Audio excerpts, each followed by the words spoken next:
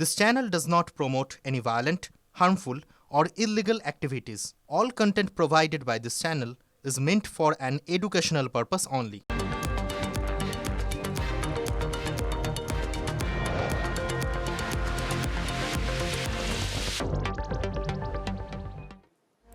নমস্কার, দেখছেন টিভি9 বাংলা। শুরু করছি বেঙ্গল ব্রেকিং। আপনাদের সঙ্গে আমি তন্নিষ্ঠা আর আমি মধুকল্পিতা রয়েছে আপনাদের সঙ্গে। আর শুরুতেই নজর রাখা যাক কলকাতা পুরসভা।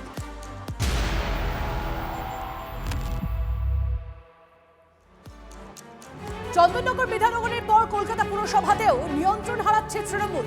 কলকাতার মেয়র পদ থেকে ইস্তফা দিলেন ফিরহাদ হাকিম। কলকাতা পুরসভা আগে মেয়র হিসেবে যাদের পেয়েছেন তাদের লক্ষ্যের যোগ্য আমি নই, নিধিরাম সর্দার হয়ে চেয়ার ধরে রাখতে পারবো না, ইস্তফা দিয়ে মন্তব্য ফিরহাদ হাকিমের। পিছনে শুভেন্দু সরকারের প্রকল্পের পোস্টার, সামনে বসে ইস্তফার কথা ঘোষণা ববে।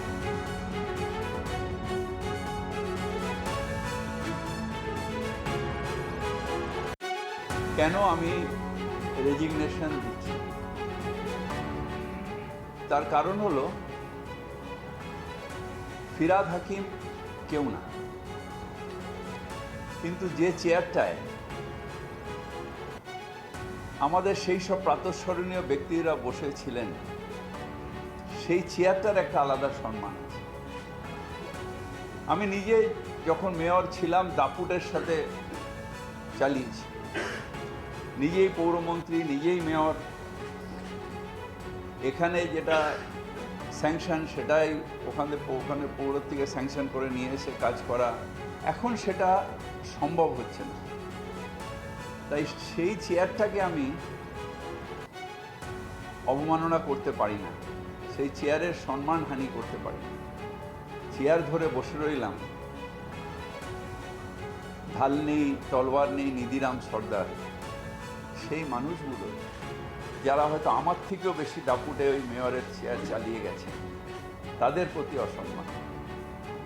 তাই আমি ঠিক করেছি যে আমি আজকে রেজিগনেশন দিচ্ছি।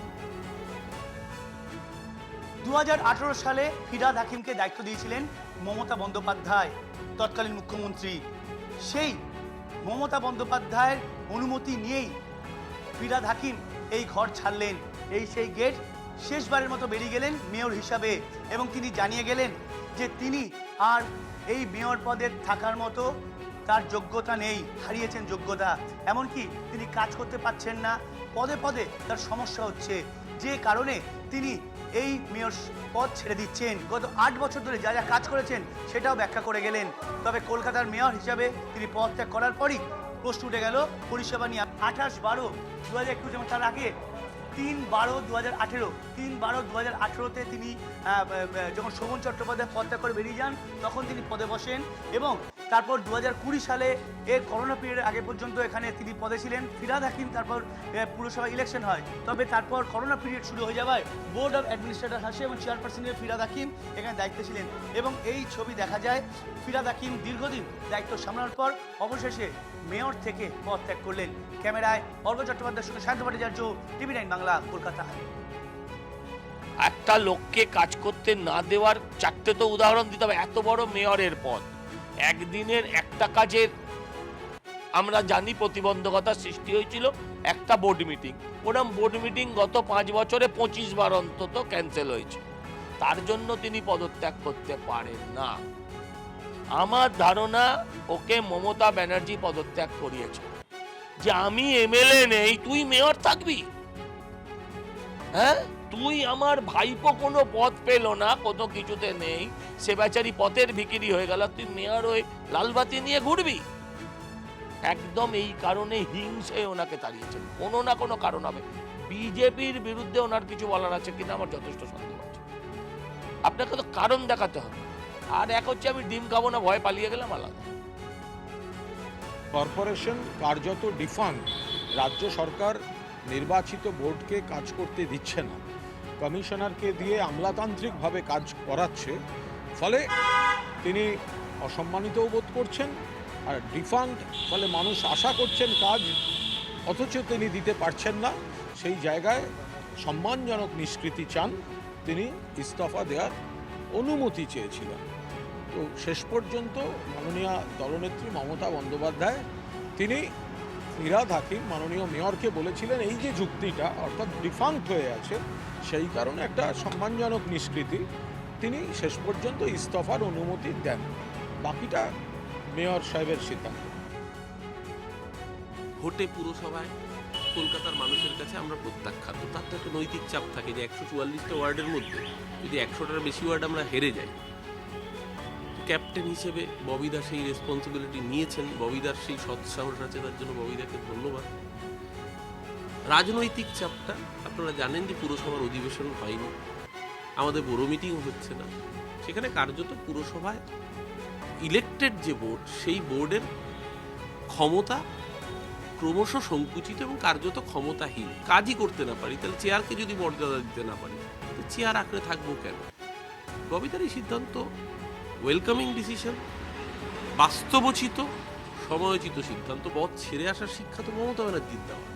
কফিন কেলেঙ্কারির পরে মমতা ব্যানার্জি বলেছিলেন ছেঁড়া চটির মতো মন্ত্রিত্বকে ছুঁড়ে ফেলে আসতে পারে। আমরা তো মমতা দিকে দেখে রাজনীতি করেছি, মমতাদি যে পথ চলতে শিখিয়েছেন সেই পথেই চলেছি, তাই পদত্যাগ করেছি। ববিদাও মমতাদির নেতৃত্বেই সারা জীবন চলেছেন, ববিদাও তাই পদত্যাগ করেছেন।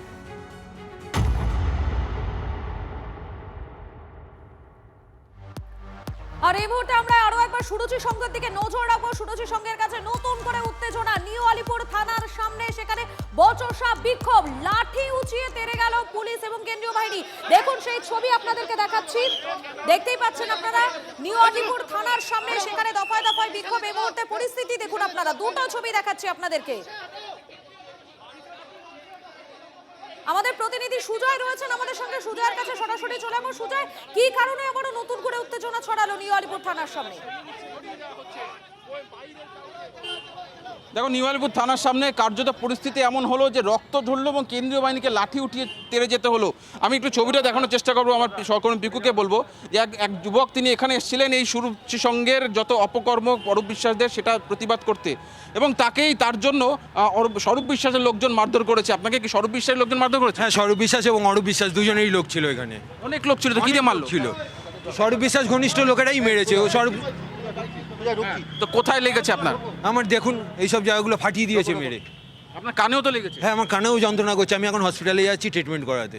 একেবারে আমি ছবিটা দেখালাম যে কীরকমভাবে মারধর করা হচ্ছে, রক্ত ঝরেছে থানার সামনে। আমি থানার সামনে ছবিটা আরেকবার দেখাতে বলবো বিকুকে, যে দেখতে পাবে এখন থানার সামনে পুলিশ জড়ো হয়ে রয়েছে এবং কেন্দ্রীয় বাহিনী যারা জওয়ান তারা এখানে জড়ো হয়ে রয়েছে। তার কারণ সুরুচি সংঘের অপকর্ম, সেখানে যে সমস্ত কাজকর্ম চলতো সেই কাজকর্মের প্রতিবাদ আজকে মানুষজন করেছেন, এবং সেই প্রতিবাদ করে যখন থানার সামনে জড়ো হয়েছিলেন তখন তাদের অভিযোগ যে ওই যারা জড়ো হয়েছিলেন বিজেপি কর্মী সমর্থকেরা, সেখানে অরূপ বিশ্বাস স্বরূপ বিশ্বাসের ঘনিষ্ঠ কিছু লোকজন তাদের উপর চড়াও হয়ে তাদেরকে এলোপাথারি মারধর করে। তারই নিদর্শন আমরা দেখালাম যে রক্ত ঝরলো এবং কেন্দ্রীয় বাহিনীকে নামাতে হলো। নির্বাচনের পরেও শহর কলকাতার বুকে নিউ আলিপুর থানার সামনে পরিস্থিতি এমন হলো যে কেন্দ্রীয় বাহিনীকে নামতে হলো পরিস্থিতি নিয়ন্ত্রণ করার জন্য। তার কারণ দীর্ঘ সময় ধরে প্রতিবাদ চলছিল, বিক্ষোভ চলছিল, এবং সেখানে বিভিন্ন জায়গা থেকে কিছু মানুষজন এসে যারা বিক্ষোভ করছিলেন, প্রতিবাদ করছিলেন, তাদের উপর চড়াও হচ্ছিল। কাউকে হেলমেট দিয়ে মারতে দেখা গেছে, কাউকে চর থাপ্পড় এলোপাথারি মারধর করতে দেখা গিয়েছে। ফলে এই পরিস্থিতি সামলাতেই কেন্দ্রীয় বাহিনীর সাহায্য নেওয়া হয়, এবং এই মুহূর্তে থানার সামনের পরিস্থিতি স্বাভাবিক। যারা জড়ো হয়েছিলেন তাদেরকে দূরে সরিয়ে দেওয়া হয়েছে। থানার সামনের এই রাস্তা দখল এই মুহূর্তে পুলিশ এবং কেন্দ্রীয় বাহিনীর জওয়ানদের হাতে রয়েছে, এবং পুলিশ এবং কেন্দ্রীয় বাহিনী টহল দিচ্ছে। আপডেটের দিকে তুমি নজর রাখো। আপাতত তোমাকে ধন্যবাদ।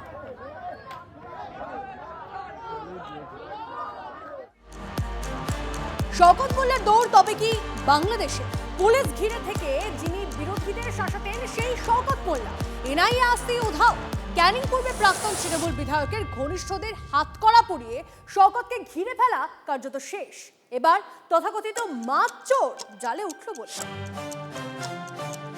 শওকত মোল্লা এখান থেকে পালিয়ে নদীর ওপারে গিয়ে বাংলাদেশ পালাবে, ঠিক শেখ শাহজাহানের স্টাইলে। মাদ্রাসার সামনে এসে গাড়ি দুটো টোটালি ভ্যানিশ হয়ে যায়। পলায়নী শওকতের হাকিকত। দৌড়ে কি মাদ্রাসায় শওকত মোল্লা? সেখানে আশ্রয় নিয়ে সুযোগ বুঝে বাংলাদেশে পালানোর ছক।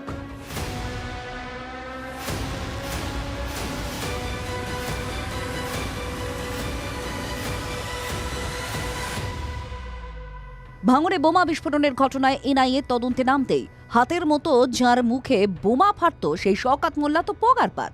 প্রত্যক্ষদর্শীরা বলছেন পালাতে পালাতে বাসন্তী চুনাখালীর এই মাদ্রাসায় নাকি লুকিয়ে পড়েন শওকত।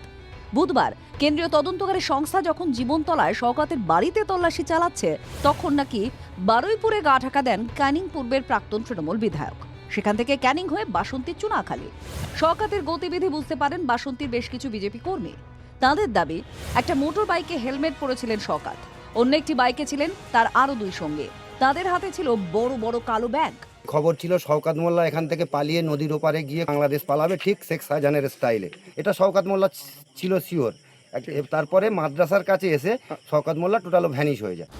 চুনাখালীর খাপাড়ার যে মাদ্রাসায় শওকত লুকিয়ে পড়েন বলে অভিযোগ, সেখানে হানা দেন তদন্তকারীরা। এলাকার এক তৃণমূল কর্মীর বাড়িতেও চলে তল্লাশি। গভীর রাতে নদীর পাড়ের রাস্তাতেও চলতে থাকে অভিযান। শওকত মোল্লা এখানে এসেছে বলে আমাদের জানা নেই। এনআইএ এসছে, সেন্ট্রাল ফোর্স রয়েছেন। আচ্ছা, তারা সম্পূর্ণ আমাদের এই প্রতিষ্ঠানকে ঘুরে ঘুরে দেখেছেন। কিন্তু কেন বাসন্তীর চুনাখালী বেছে নিলেন শওকত? চুনাখালী এলাকায় জানাপাড়া খেয়াঘাট থেকে নদী পেরোলেই সন্দেশখালীর কোড়াকাটি। সেখান থেকে জলপথ না পেরিয়েও চলে যাওয়া যায় বাংলাদেশে। শওকত সম্পর্কে এই কথা বলেছেন, শওকত সম্পর্কে যে এবারটা যেদিন হারবে তৃণমূল একে খুঁজে পাওয়া যাবে না, পালিয়ে যাবে। আজকে সেটা মিলে যাচ্ছে। পালিয়ে যাবে কত দূর? মোল্লাদ্দর মসজিদ পর্যন্ত, তার বাইরে যেতে পারবে না। তথাকথিত মাছ চোর, বিদ্যুৎ চোর, নদীর চরচোর এখন ফেরার। কিন্তু পালানোর আগে শওকতের হাত যশ বোঝা যাচ্ছে জীবনতলা ক্যানিং এর একটা অংশে। মাতলা নদী গিলে ফেলে বিরাট এক ক্যাফেটেরিয়া, যা শওকতের ছেলে ইমরানের। প্রথম TV9 বাংলা আমরা কিন্তু এক্সক্লুসিভ এই ক্যাফের মধ্যে ঢুকলাম। এই ক্যাফেতে গতকাল এনআইএ টিম নিয়ে শওকত মোল্লার ছেলেকে নিয়ে তদন্তের জন্য কিন্তু এই ক্যাফের মধ্যে প্রবেশ করে। বিশ্ব পরিবেশ দিবসের সামনে এলেও পরিবেশকে ছিবড়ে করে দেওয়া নমুনা এই ক্যাফে। মাতাল মাতলাকে নির্বিষ করে তার পাড় দখল করে ক্ষমতার আস্ফালন দেখিয়েছিলেন শওকত। জায়গা কিভাবে দখল করা হচ্ছে দেখুন। কার্যত বিঘার পর বিঘা জলাজমি ভরাট করে এখানে পাঁচিল দিয়ে তৈরি হয়েছে বিশাল একটা জায়গা। শওকত মোল্লা তার প্রভাব খাটিয়ে তৈরি করেছে কিন্তু এই সম্পত্তি। মৌখালীতে বিঘের পর বিঘে জুড়ে ক্যাফে। সেই ক্যাফে থেকে TV9 বাংলা এক্সক্লুসিভ কাভারেজ দেখানোর পরেই ব্যবস্থা নিতে চলেছে প্রশাসন। শওকতের ছেলের ক্যাফেতে নোটিশ দেওয়া হয়েছে। 18 জুন ক্যানিং মহকুমা অফিসে শওকতের ছেলেকে কাগজপত্র নিয়ে হাজিরার নির্দেশ দেওয়া হয়েছে। নোটিশে স্পষ্ট, প্রমাণ পেলেই গুড়িয়ে দেওয়া হবে অবৈধ অংশ। এই শওকতই বোমা বাঁধেন বলেছিলেন খোদ মমতা বন্দ্যোপাধ্যায়। বাস টার্মিনাল কোনখানটায়? জীবনতলায়। জীবনতলা কোনো বাস টার্মিনাল হওয়ার জায়গা? হ্যাঁ দিদি, মারপিট করিস আর বোমা দিস, ওখানে কোত্থেকে জীবনতলা মারপিট বাস টার্মিনাল? এবার শওকতের সেই বোমার ডিগ্রি কাল হলো। এনআইএর ভয় তো ছেড়ে দাও না ভাই, সিআইডির ভয় বাড়ি থেকে বেরোচ্ছে না। বাংলাদেশ যেতে পারে, ভাইপোর বাড়িতেও থাকতে পারে, যথেষ্ট সম্ভাবনা আছে। শওকত মাতচোর, এই শব্দবন্ধের পেছনে ছিলেন তৃণমূলেরই এক নেতা কায়জার আহমেদ। কায়জারের দাবি, অন্যের ভেড়িতে মাছ চুরি করতেন শওকত। সেই মাতচোর মোল্লা আর কত দৌড়াবেন? হাঁপিয়ে তো একসময় পড়বেনই। দেবব্রত মণ্ডল ও সত্যজিৎ মণ্ডলের রিপোর্ট, TV9 বাংলা। শওকত মোল্লার পর এবারে বেপাত্তা সুশান্ত ঘোষ। ফেরার কলকাতার 108 নম্বর ওয়ার্ডের তৃণমূল কাউন্সিলর সুশান্ত ঘোষ। 3 কোটি টাকা তোলা যাওয়ার অভিযোগে এফআইআর হতে বেপাত্তা। আমাদের প্রতিনিধি সুশোভন রয়েছেন আমাদের সঙ্গে। সুশোভন, দেখো, অভিযোগের পর এফআইআর হয় এবং তারপরেই পুলিশের কাছে খবর আসে যে এই সুশান্ত ঘোষ তিনি পালাচ্ছেন। তারপর বাংলা উড়িষ্যা সীমান্তে যাওয়া হয়, সেখানে গিয়ে দেখে তার গাড়ি রয়েছে, তার পরিবার রয়েছে, কিন্তু নেই সুশান্ত ঘোষ। আর তখনই তার পরিবারের সাথে কথা বলা হয় এবং তার গাড়িটিকে উদ্ধার করা হয়। জানতে পারে যে সে মূলত সেই অবধি তার পরিবারকে রেখে চলে গেছে। স্বাভাবিকভাবেই কোথায় গেছে এই মুহূর্তে পুলিশ তদন্ত করছে বা খুঁজছে, এবং অন্যদিকে তার যে গাড়ির চালক তাকে গ্রেফতার করা হয়েছে। ধন্যবাদ তোমাকে।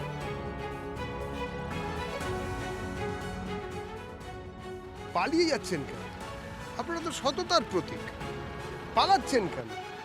ডিজে বাজাবেন, তারপরে যে দুজনের নাম বললেন তারা তো ঘোষিত বাহুবলী। বিভিন্ন সময় তারা নিজেরা গুলি করেছেন, গুলি খেয়েছেন, এরকম সব কথাবার্তা। একটুর জন্য বেঁচে যাচ্ছেন, সেসব কি ঘটনার ঘন ঘটা একেবারে। তো এখন পালাচ্ছেন কেন? পালাবেন না, পালাতে গিয়ে আরও কিছু দুর্ঘটনা ঘটতে পারে। পালাতে গেলে আরও বেশি দুর্ঘটনা ঘটতে পারে। না পালালে দু একটা ডিম টিম কাঁচা হোক পচা হোক কিছু একটা হবে, কিন্তু পালাতে গেলে তো মুশকিল হয়ে যাচ্ছে। বিচ্ছিরি লাগছে, মানুষ আরো চিনে ফেললে মুশকিল, এগুলো করাটা ঠিক না। মধুকল্পিতা 18 বছর ধরে যে জেলা পরিষদ তৃণমূলের দখলে ছিল, এবার সেই পূর্ব মেদিনীপুরে এবার বড় ধাক্কা জোড়া খেল। সভাধিপতি ও সহকারী সভাধিপতির ইস্তফায় নিয়ন্ত্রণ হারানোর মুখে বোধ। একই হাল তৃণমূল পরিচালিত কাটোয়া পুরসভায়। একের পর এক পুরসভায় পদ ছেড়ে পালাচ্ছে তৃণমূল। এবার জেলা পরিষদেও একই ছবি। বদলের বাংলায় এবার মুখ্যমন্ত্রীর জেলায় তৃণমূল পরিচালিত জেলা পরিষদে বড় ভাঙন। ইস্তফা দিলেন পূর্ব মেদিনীপুরের জেলা পরিষদের সভাধিপতি উত্তম বারেক। তার পদ ধরেই ইস্তফা দিয়েছেন সহ সভাধিপতি সুহাসিনী কর। তার ফলে 2008 থেকে যে জেলা পরিষদ তৃণমূলের হাতে ছিল, সেই পূর্ব মেদিনীপুরে এবার নিয়ন্ত্রণ হারাতে চলেছে জোড়াফুল শিবির। 2026-এর নির্বাচনে পটাশপুর থেকে সরিয়ে চণ্ডীপুরে উত্তম বারিককে প্রার্থী করে তৃণমূল, কিন্তু সেখানে বিজেপি প্রার্থীর কাছে গোহারা হেরে যান। এবার রাজ্যে ক্ষমতা বদল হতেই জেলা পরিষদের সভাধিপতির পদ ছেড়ে দিলেন। আমি ধরুন যে জেলা পরিষদ জোন থেকে যে নির্বাচিত হয়েছি, সেই জেলা পরিষদ জোনেও তো ভারতীয় জনতা পার্টি পর্যাপ্ত পরিমাণে সারপ্লাস পেয়েছে। তার মানে স্বাভাবিক কারণেই তো মানুষ মুখ ফিরিয়ে নিয়েছে। কাজ করতে পারবেন না না, সেরকম কোনো চিন্তা ভাবনা বা সেরকম কোনো প্রতিবন্ধকতা এখনো পর্যন্ত কোথাও তৈরি হয়নি। দুর্নীতি করে থাকলে সরে গেলে তো হবে না, তার কাছে সরকারি নথি রয়েছে। পূর্ব মেদিনীপুর জেলা পরিষদের মোট সদস্য 70, এর মধ্যে তৃণমূলের 56 জন, বর্তমানে 2 জন মৃত, আর বিজেপির 14 জন। ইতিমধ্যে উত্তমের পথে হেঁটে ইস্তফা দিয়েছেন সহ সভাধিপতিও। তৃণমূলের বাকি কর্মাধ্যক্ষ সদস্যরাও কি একই পথে হাঁটবেন? এটাই তো ভবিতব্য ছিল। জেলা পরিষদের সভাধিপতি মহোদয় তিনিও উন্নয়নের সামিল হোক আমাদের জেলা, এটা তিনি চান বলেই তিনি তার পদ থেকে উন্নয়নের স্বার্থে তিনি পদত্যাগ করছেন। তার এই শুভবুদ্ধি উদয় হওয়ার জন্য তার সপারিষদ যারা আছেন তাদের কাছেও আহ্বান জানাবো, আসুন কাল বিলম্ব না করেই উন্নয়ন যোগ্য সকলেই আমরা সামিল হই। শুক্রবারই কলকাতার মেয়র পদে ইস্তফা দিয়েছেন ফেরহাদ হাকিম। বৃহস্পতিবার বিধাননগরের মেয়রের পদ ছেড়েছেন কৃষ্ণা চক্রবর্তী। একের পর এক তৃণমূল পরিচালিত পুরসভায় গণ ইস্তফা। এবার সরে দাঁড়ালেন কাটোয়ায় তৃণমূলের পুরপ্রধান। কারণ শারীরিক এবং মানসিকভাবে বিধ্বস্ত, একটু দম বন্ধ হয়ে আসছে। কৈফিয়ত চাইছে বিভিন্ন পুরনো জিনিসের কৈফিয়ত চাইছে। এত চাপ নিয়ে কাজ করা সম্ভব নয়। ভয় পাচ্ছে বিভিন্নভাবে, ফেসবুকে থেকে শুরু করে বিভিন্ন জায়গায় যেভাবে হচ্ছে ঘটনা, সেটার পরিপ্রেক্ষিতে তারা একটু ভয় পাচ্ছে। এদিকে আবার ওই পুরসভাতেই 2 তৃণমূল কাউন্সিলর পদত্যাগ করেও কয়েক মিনিটে ইস্তফাপত্র প্রত্যাহার করে নেন। পালাবদল হতেই দুর্নীতির মৌচাকে পরপর ঢিল পড়তে শুরু করেছে। ফলে পুরসভা পঞ্চায়েতের মধুভাণ্ড ছেড়ে আপাতত পগার পার অনেকেই। যারা মানুষের জন্য কাজ করবেন বলে ভোটের আগে হাপিত্তেশ করতেন, তারাই এখন মানুষকে ছেড়ে পালাচ্ছেন। সৌমেন মণ্ডল, দেবব্রত সরকার ও কৌশিক দত্তের রিপোর্ট, TV9 বাংলা।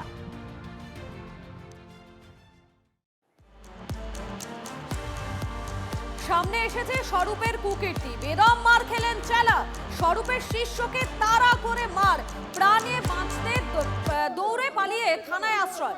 আরেক তৃণমূল কর্মীকে দৌড় করালো জনতা। দেখুন সেই ছবি একবার।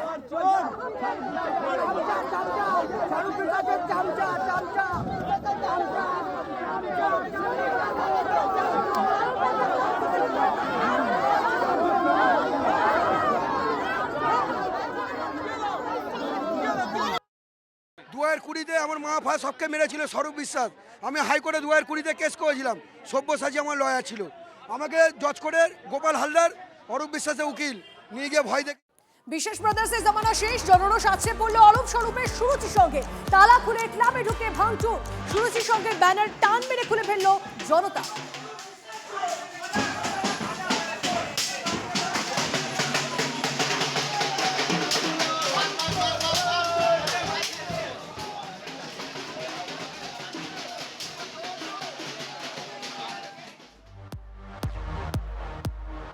ডিমের দাম কি বাড়ছে?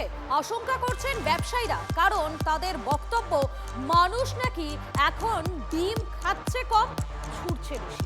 চাহিদা বাড়ছে পচা ডিমেরও।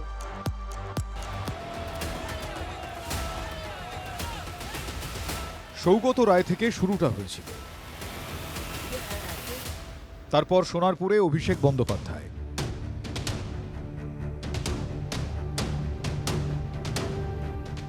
এরপর থেকে ছোট বড় মেজ তৃণমূল নেতাদের দেখলেই ডিম ছুড়ছে জনতা। যেখান সেখান থেকেই মুড়ি মুড়কির মতো উড়ে আসছে ডিম।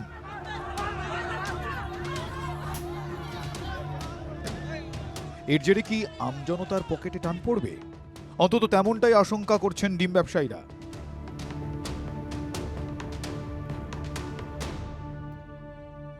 ডিমের দাম একটু বেশিই চলছে, কারণ মানুষ এখন ডিম খাওয়াচ্ছে, ডিম ছুঁড়ছেই বেশি। ক্রাইসিস তো অবশ্যই হবে, ডিম খাওয়াচ্ছে, ছুঁড়াটাই বেশি হচ্ছে, তো ছুটছে বেশি, এই জন্য মানুষ হ্যাঁ খাচ্ছে কম আর ছুটছে এখন বেশি। দামও বাড়ছে, পচা ডিম ভালো ডিম দুটোই ছুড়াছুড়ি হচ্ছে। তৃণমূলের সাংসদ থেকে কাউন্সিলর, পঞ্চায়েত সদস্যদের উপর ডিম থেরাপি। ফলে রাজ্যে ডিমের আকালের আশঙ্কা করেছেন খোদ প্রাণী সম্পদ উন্নয়ন মন্ত্রীও। হরিণঘাটার ডিমের দাম বাড়াতে হবে আমাদের। ক্রাইসিস শুরু হয়ে গেছে ডিমের, লোকেরা ফ্রিতে ডিম খাওয়াচ্ছে টিএমসি নেতাদের, আর সেই জন্য ডিমের ক্রাইসিস হয়েছে। সাধারণ লোক ডিম পাচ্ছেন না। মানুষের রাগ আর যেটা উগরে দেওয়ার রাস্তা, তাকে আহত না করে কিভাবে করা যায়, ভালো ব্যবস্থা বার করেছেন। শুধু কি ভালো ডিম, যে পচা ডিম ডাস্টবিনে যাওয়ার কথা সেই ডিমেরও এখন চাহিদা তুঙ্গে, পাল্লা দিয়ে বেড়েছে তার দামও। এখন পচা ডিমের দাম আরো বেশি। পচা ডিম এমনই অবস্থা যে এখন পাওয়া যাচ্ছে না। ভালো ডিমের থেকে পচা ডিমের ডিম এখন সব থেকে বেশি। পচা ডিম পাওয়া যাচ্ছে না, পচা ডিম পাওয়া যাচ্ছে না। সকালের জলখাবারই হোক বা দুপুর বা রাতের খাবার, মাছ মাংসের দামের সঙ্গে পাল্লা দিতে না পেরে সাধারণ গৃহস্থ বাড়িতে অনেকেই খাবারের মেনুতে ডিম রাখেন। কিন্তু মানুষ নাকি ডিম খাচ্ছে কম, ছুঁড়ছে বেশি, তাই ডিম কিনতে কি এবার ছেঁকা লাগতে চলেছে? খুচরো বাজারে এখন ডিমের দাম 7 টাকা পিস। এমনিতেই গ্রীষ্মকালে ডিমের উৎপাদন তুলনামূলক কম হয়, স্বাভাবিকভাবে ডিমের দাম এমনিতেই বেশ কিছুটা বেশি রয়েছে। আর তার উপর সারা রাজ্য জুড়ে যেভাবে তৃণমূল নেতাদের লক্ষ্য করে ডিম ছোঁড়ার যে ট্রেন্ড শুরু হয়েছে, সেই ট্রেন্ড যদি বজায় থাকে তাহলে ডিমের বাজারের এই সংকট এবং ডিমের দাম বৃদ্ধির এই যে পরিস্থিতি, তা যে আরও বেশ কিছুটা বৃদ্ধি পাবে তা বলার অপেক্ষা রাখে না। বাঁকুড়া থেকে ক্যামেরায় বুধন কর্মকারের সঙ্গে হীরক মুখার্জি, টিভি 9 বাংলা।